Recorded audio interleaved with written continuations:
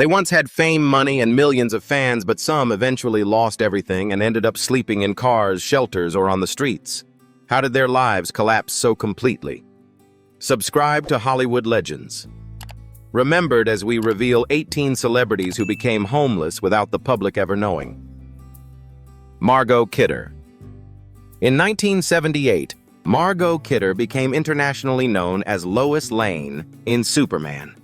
Her sharp delivery and natural chemistry with Christopher Reeve made her more than a supporting character. She returned for 3 sequels and also appeared in films such as The Amityville Horror.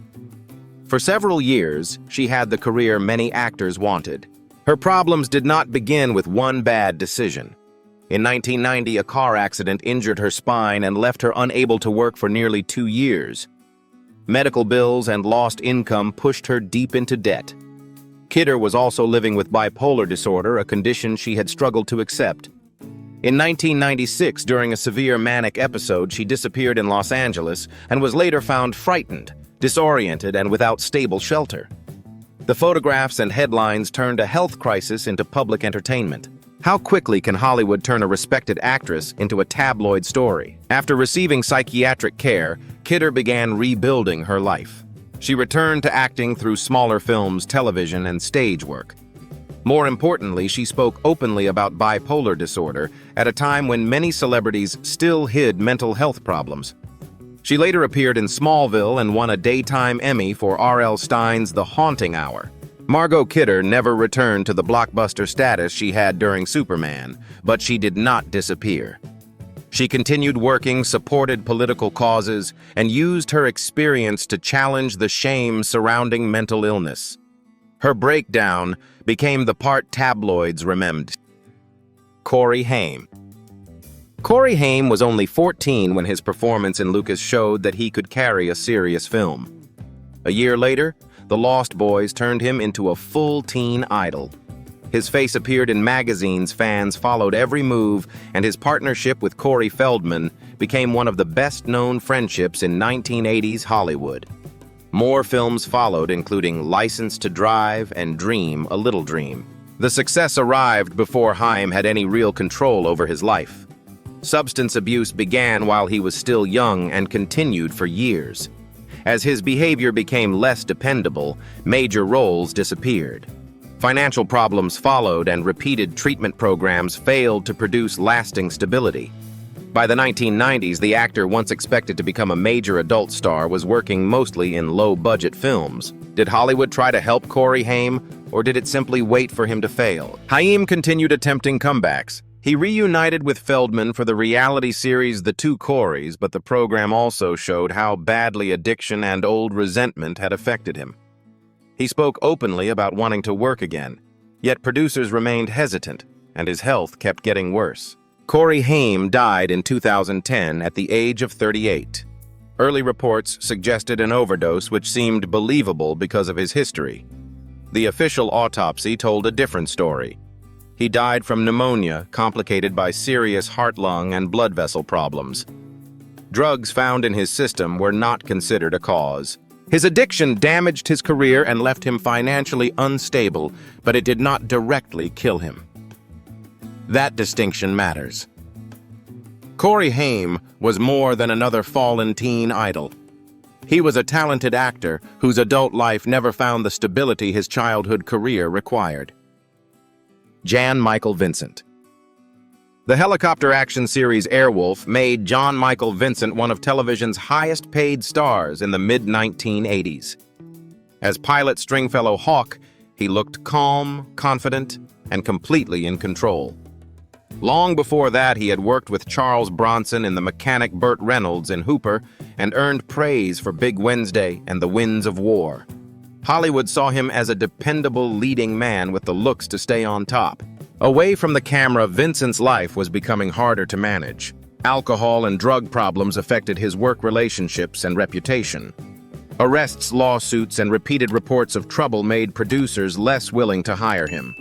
By the time Airwolf ended, the career that once seemed secure was already slipping. He continued appearing in lower-budget projects, but the major roles did not return. How did one of television's best-paid actors lose control so quickly? His health also suffered. Years of heavy drinking and several serious accidents left lasting damage. In 2012, complications from peripheral artery disease led to the partial amputation of his right leg.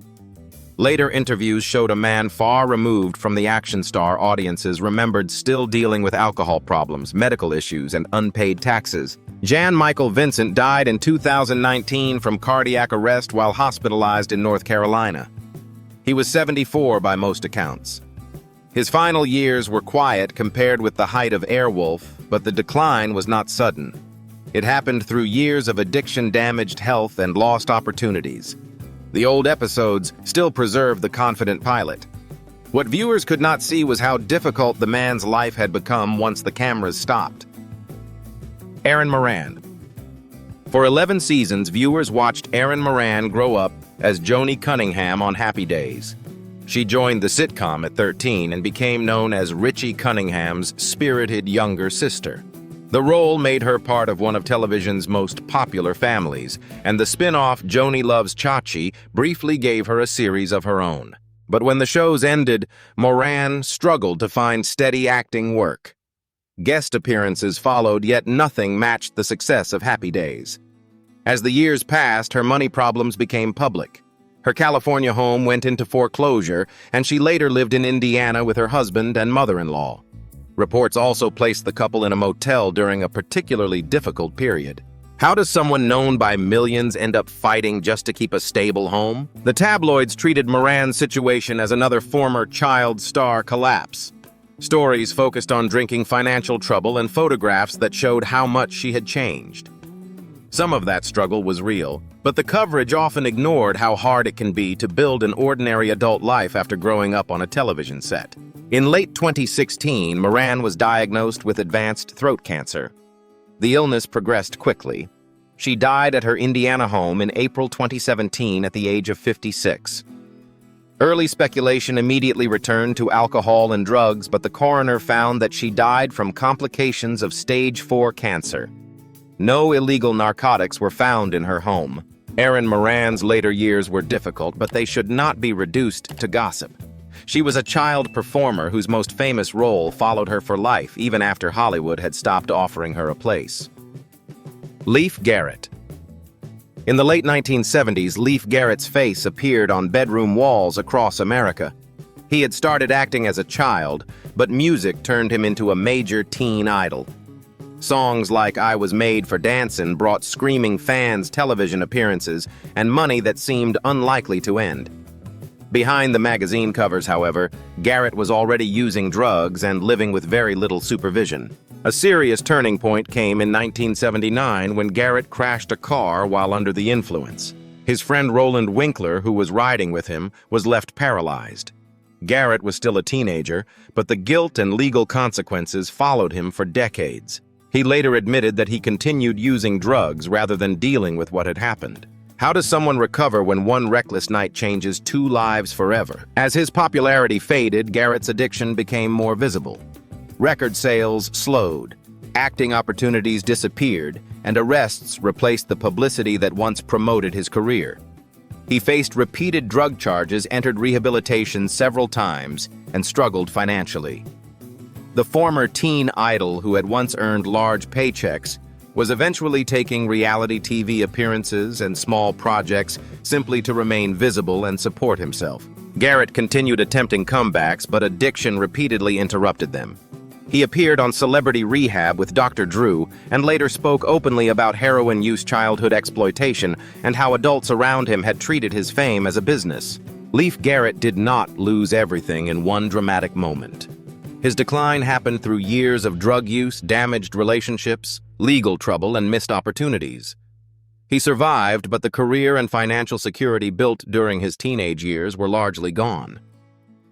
Dana Plato. On Different Strokes.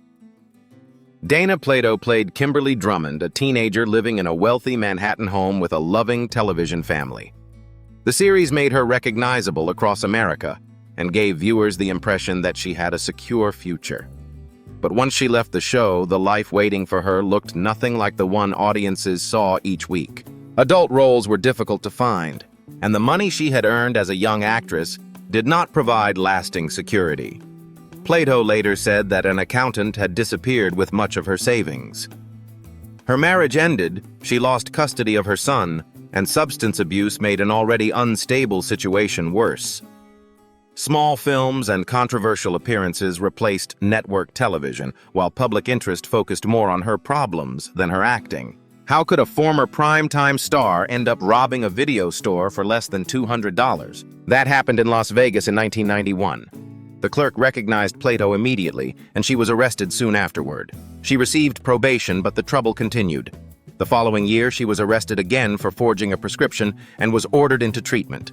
Plato kept trying to convince people that she was ready for another chance. She gave interviews, accepted low-budget work, and spoke about rebuilding her life. But Hollywood had already placed her in the category of a fallen child star, and every mistake made that label harder to escape. Dana Plato died in 1999 at only 34 years old. By then, the fame, money, stable career, and television family image were all gone. Her decline was not one sudden collapse. It was a long series of losses that began after the show that had defined her finally ended. Mindy McCready. In 1996, Mindy McCready looked like Nashville's next permanent star.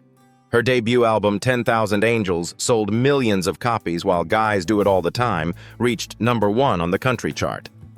She had the voice, the looks, and the confidence record companies wanted.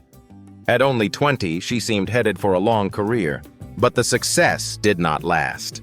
Later albums sold, less radio support faded, and McCready's personal problems began taking over the headlines.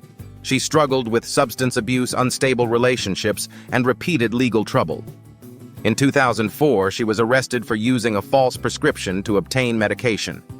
Probation violations and other arrests followed, making it harder for the music industry to trust her with another serious comeback. Her private life was also marked by violence and custody disputes. One former boyfriend was charged after a serious attack against her.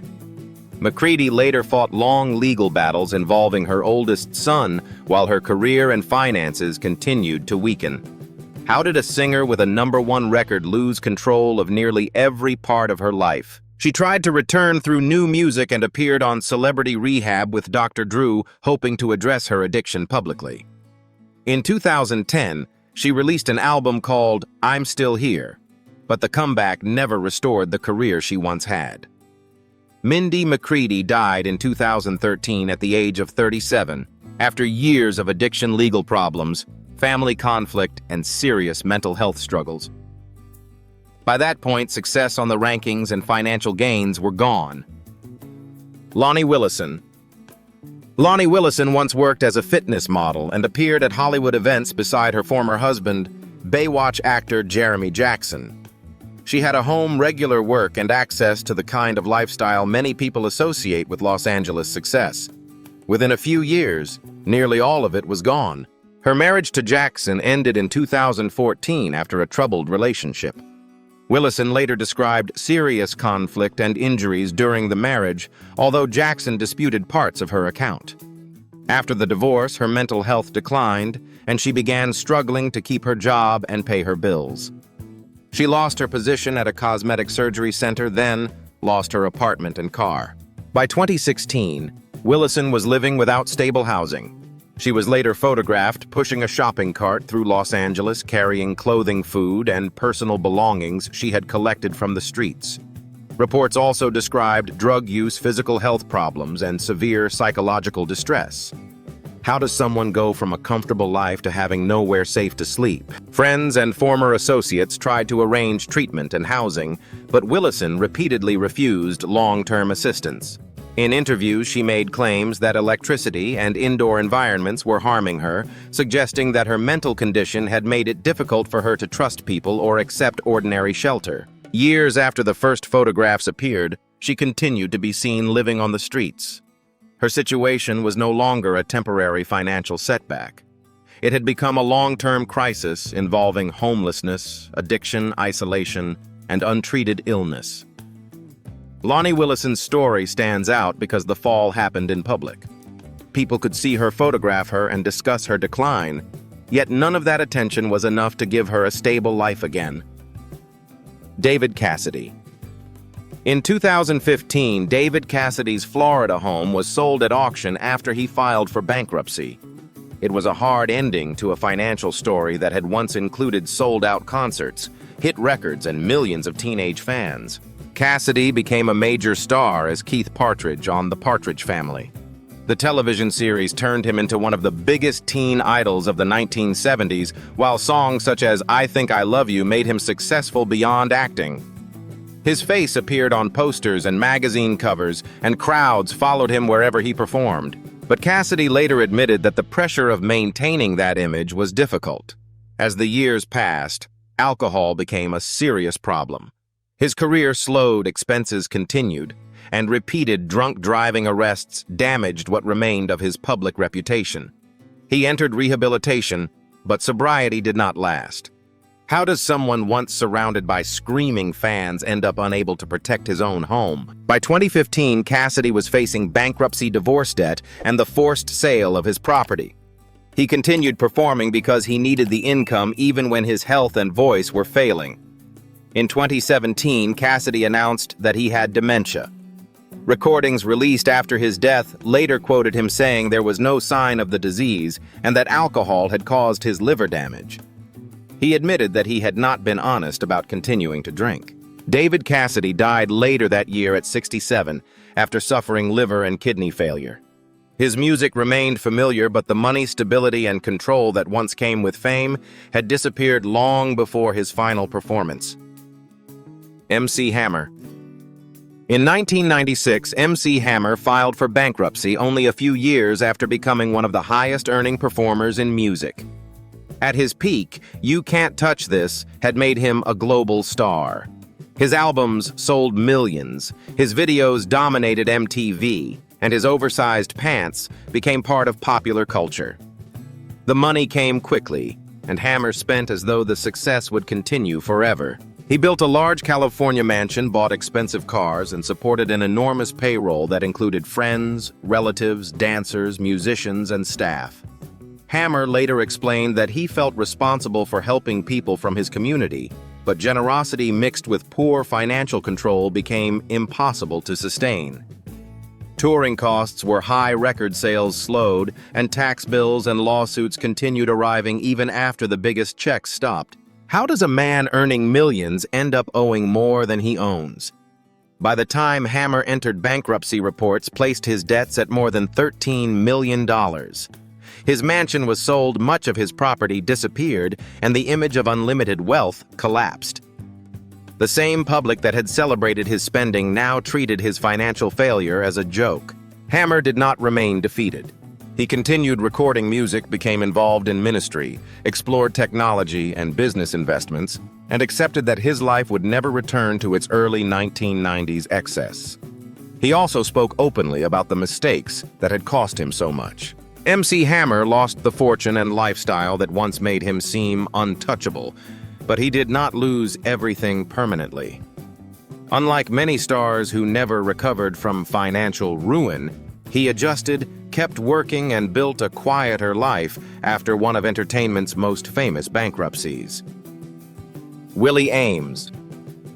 Willie Aames became a familiar television face through 8 is Enough and Charles in Charge. As Tommy Bradford and later Buddy Lembeck, he built a clean-cut image that made him popular with American families. At the height of his career, Aames said he was earning more than $1 million a year and living with the financial comfort that came with steady television success. That security did not last. When the major roles slowed down, Aames struggled with drug and alcohol addiction. Failed investments, unpaid taxes, and poor financial decisions made the situation worse.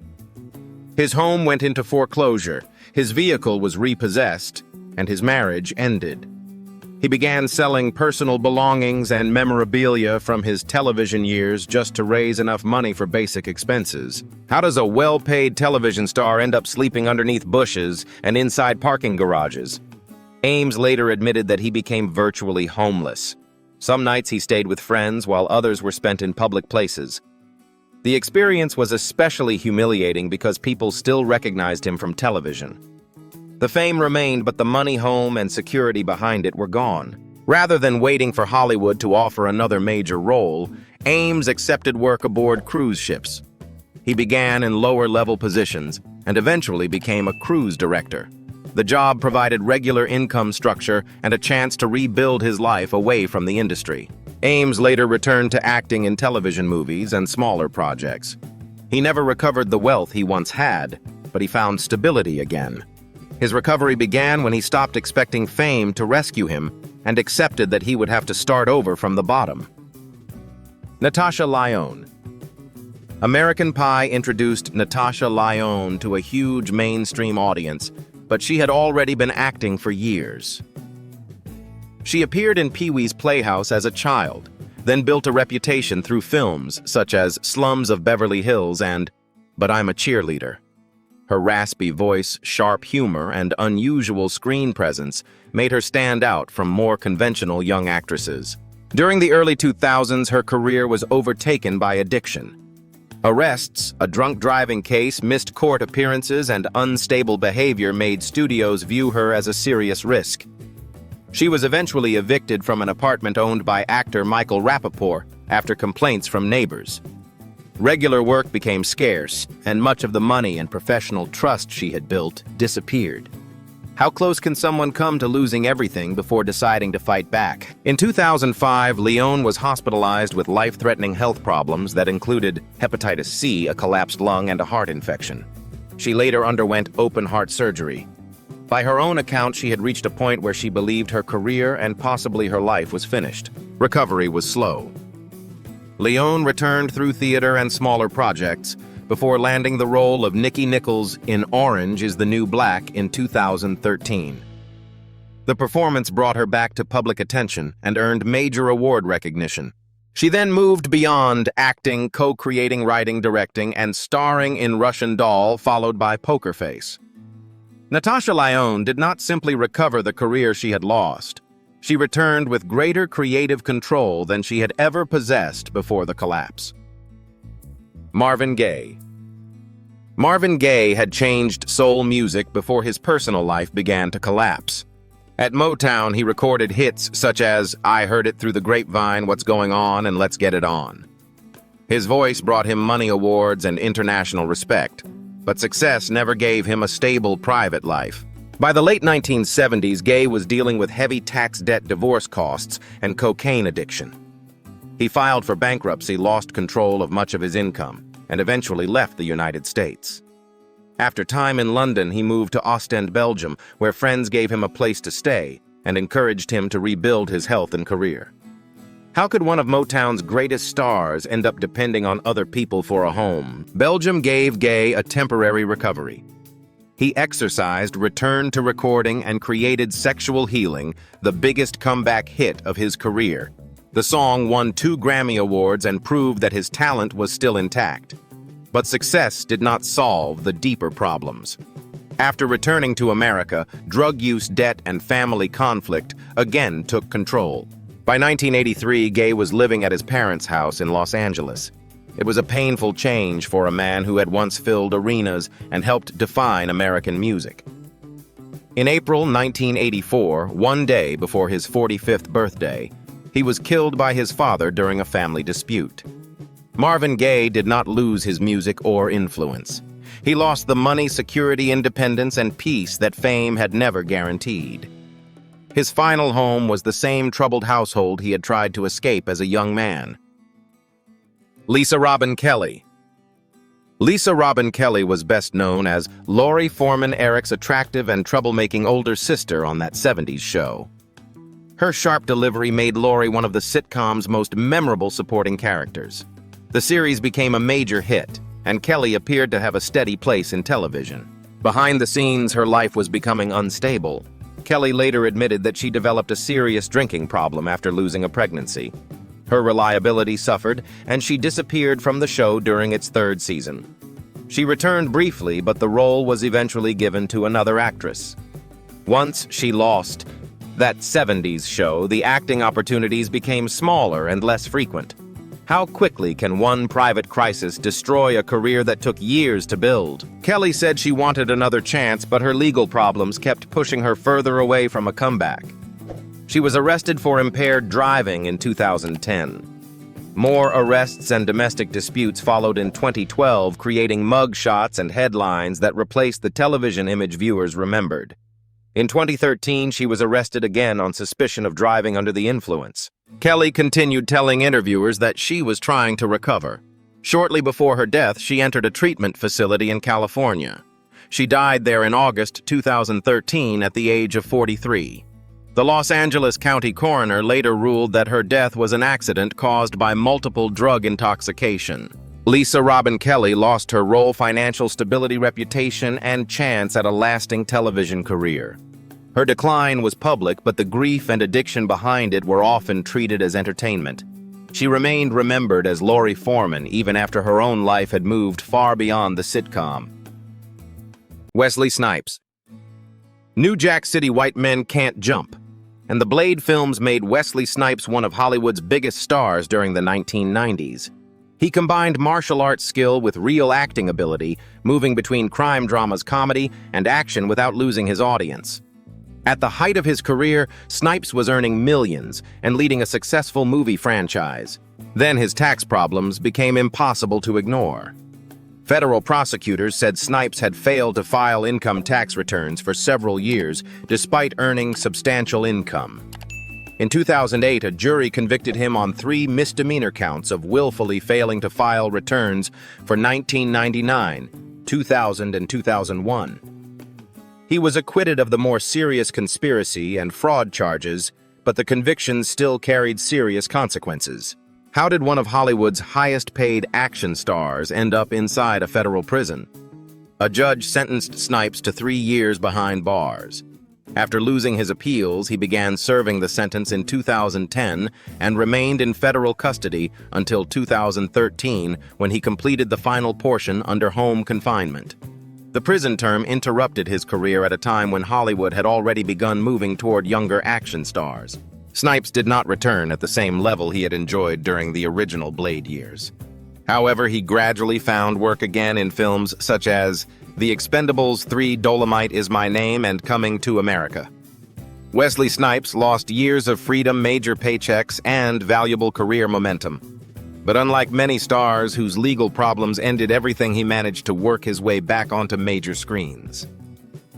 Randy Quaid. Randy Quaid built a career that moved easily between serious drama and broad comedy. His performance in The Last Detail earned him an Academy Award nomination, while later roles in National Lampoon's Vacation Independence Day and Brokeback Mountain made him familiar to several generations.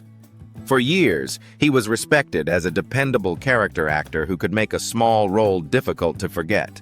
That reputation began to collapse after a series of legal and financial problems. In 2009, Quaid and his wife Evie were arrested over an unpaid hotel bill.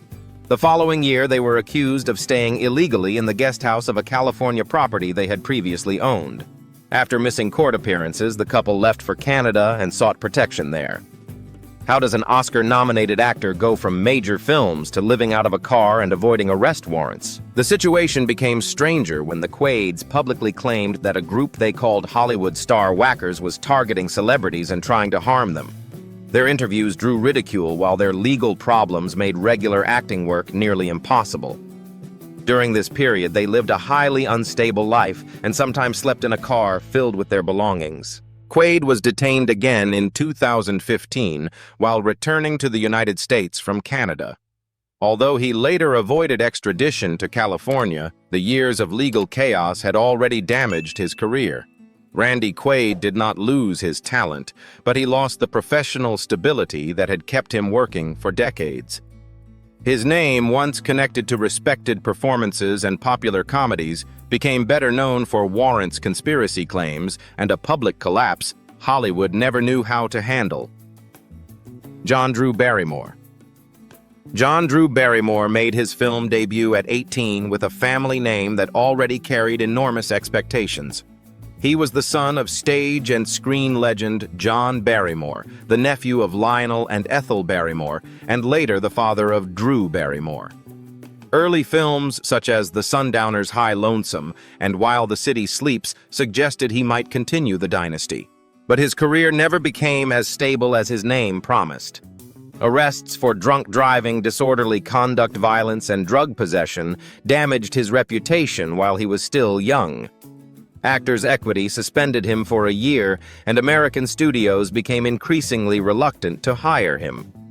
He moved to Italy and spent several years making low-budget European films, but the work did little to restore his position in Hollywood. How much can a famous last name help when the person carrying it keeps destroying every new chance? Barrymore returned to the United States in the 1960s and found occasional television work.